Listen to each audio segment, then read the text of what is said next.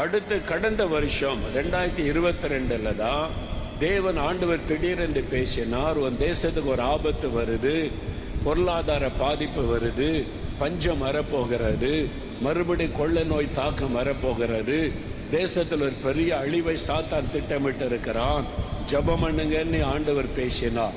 கண்ணீரோடு ஜெபிக்கணும், மன்றாடி ஜெபிக்கணும்னு சொல்லி 21 நாள் ஜெபம்.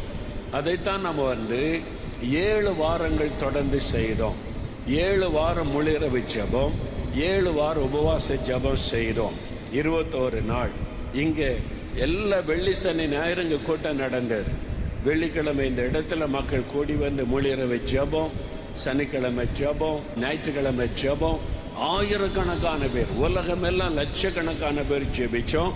அக்டோபர் நவம்பர் மாதத்தில் வரப்போகிற ஆபத்துக்கு தேவன் தேசத்தை விலக்கி பாதுகாக்கணும்னு சொல்லி உங்க ஜெபத்தினால தான் இன்றைக்கு நம் தேசம் பாதுகாக்கப்பட்டு இருக்கிறது.